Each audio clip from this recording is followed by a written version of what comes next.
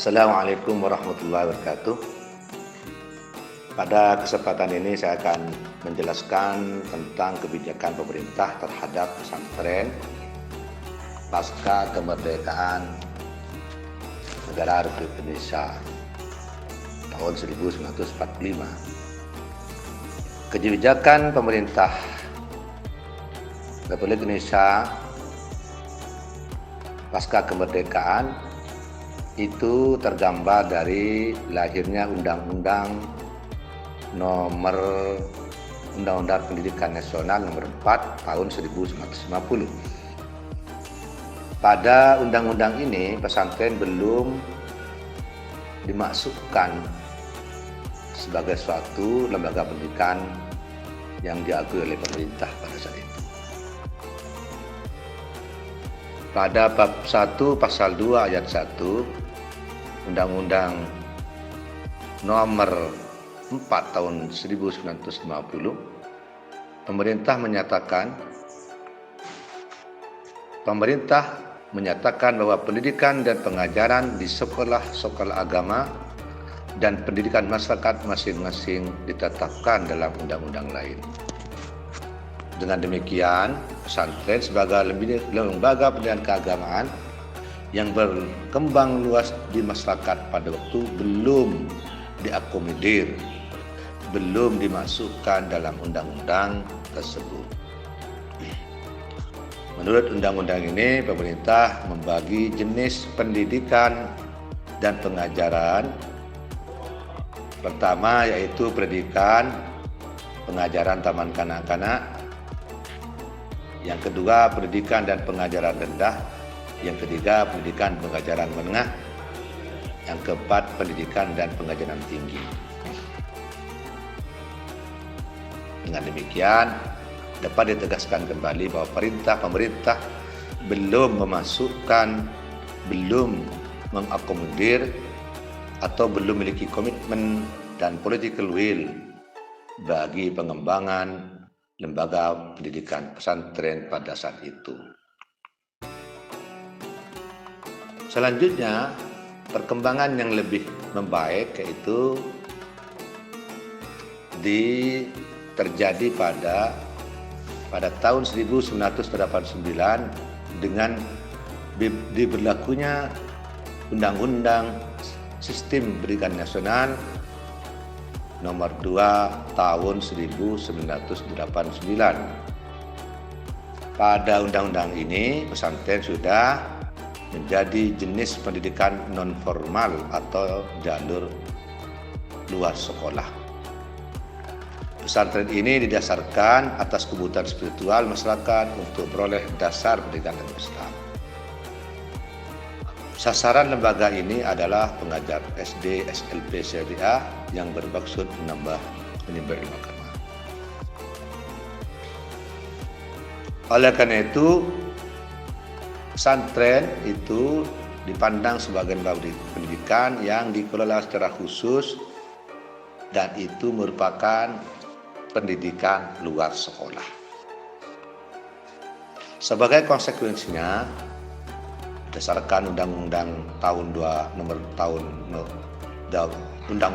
2 tahun 1989 ini, pesantren merupakan pendidikan luar sekolah dan outputnya, lulusannya belum dihargai sebagai output madrasah pada jalur sekolah dan sekolah umum lainnya.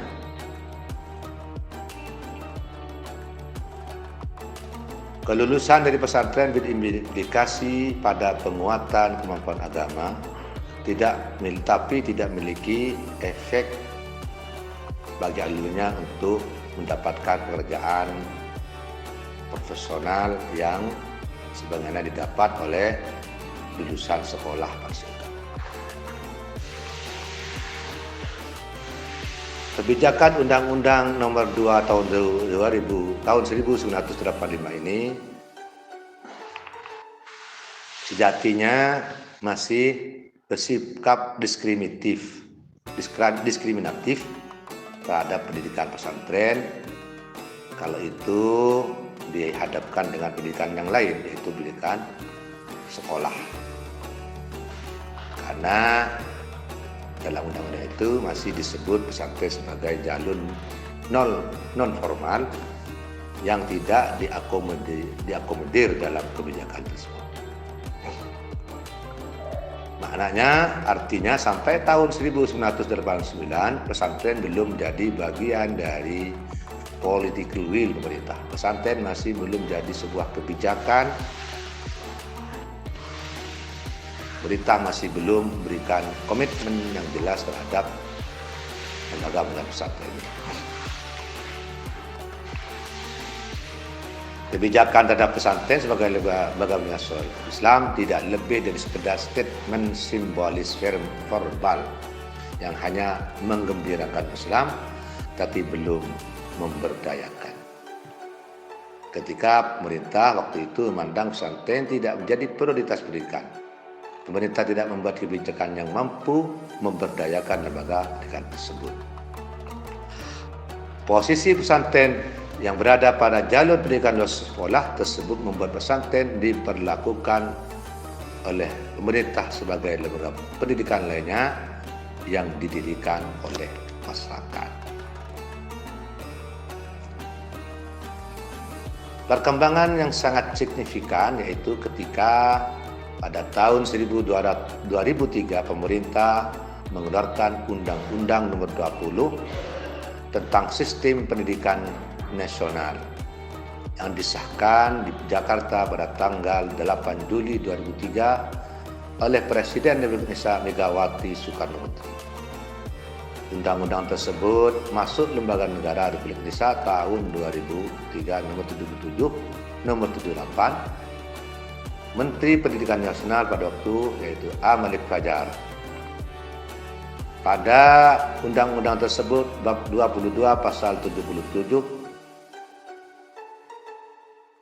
pada bab ketiga menyatakan bahwa pendidikan nasional diselenggarakan dengan prinsip demokratis dan berkeadilan serta tidak diskriminatif dengan menjunjung tinggi hak asasi manusia, nilai keagamaan, nilai kultural dan kemajemukan bangsa. Prinsip tersebut secara politik memberi ruang gerak yang sama bagi lembaga penyelenggara pendidikan Indonesia termasuk pesantren. Pesantren diakomodir sebagai salah satu jenis pendidikan keagamaan Indonesia, yaitu pasal 30 Undang-Undang Nomor 2 Tahun 2003 tentang Sistem Pendidikan Nasional. Pemerintah memasukkan pendidikan keagamaan dalam pasal tersendiri dalam Undang-Undang Sisdiknas tersebut.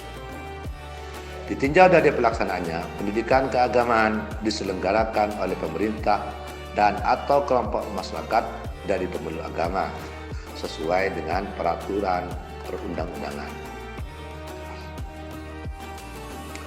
Implementasi undang-undang tersebut diatur dalam peraturan pemerintah nomor 55 tahun 2007 tentang pendidikan agama dan pendidikan keagamaan.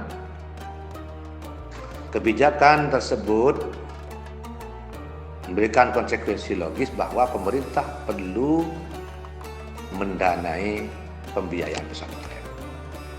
Pendidikan pesantren termasuk jenis pendidikan keagamaan. Pendidikan keagamaan merupakan pendidikan yang sedemikian rupa menyiapkan strategi untuk dapat menjalankan perannya sebagai warga negara dengan dasar pengetahuan khusus ajaran agama yang bersangkutan. Ini termaktub dalam Undang-Undang Nomor 20 Tahun 2003 ayat 11. Keuntungan dan manfaat pesantren masuk dalam sistem nasional yaitu adanya legalitas formal lembaga tersebut dalam payung hukum yang jelas, sehingga memungkinkan pesantren mendapatkan pengaturan yang baik dalam aspek keuangan, ketenagaan, sarana dan prasarana, serta fasilitas pendidikan yang diselenggarakan. Sementara itu, keuntungan lainnya yaitu output atau lulusan pendidikan pesantren sebagai satuan pendidikan yang dapat dihargai sederajat dengan pendidikan formal setelah lulus ujian yang diselenggarakan oleh satuan pendidikan yang terakreditasi dan ditunjuk oleh Direktur Jenderal. Jadi keuntungan berikutnya yang sangat signifikan yaitu lulusan pesantren mendapat penghargaan yang sederajat dan dapat melanjutkan ke satuan pendidikan di atasnya.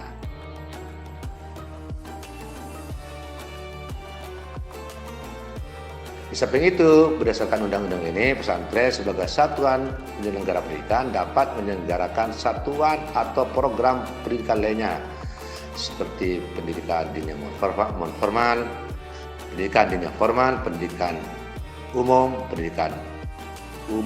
berciri khas, pendidikan kejuruan, pendidikan kesetaraan, pendidikan muamalah, dan pendidikan tinggi. Kita dapat lihat berdasarkan undang-undang ini, pesantren, lingkungan pesantren berdiri berbagai lembaga pendidikan, baik itu madrasah formal, MI, MTSMA, sekolah formal di pesantren, SD, SMP, SMA, dan juga pendidikan tinggi, baik itu institut, sekolah tinggi maupun universitas. Mengenai pembiayaan, dinyatakan bahwa pembiayaan pendidikan keagamaan Islam, pesantren dan diniyah bersumber dari A. penyelenggara, B. pemerintah, D. pemerintah daerah dan masyarakat, dan E. sumber lain yang sah.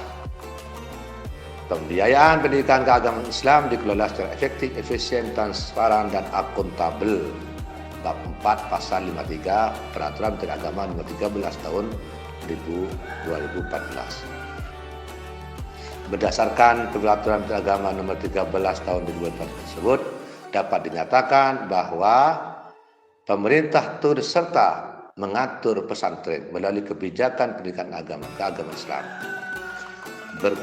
Beberapa kebijakan tersebut terutama menyangkut standarisasi pendidik dan tenaga pendidikan, kurikulum, sarana dan prasarana, dan pembiayaan.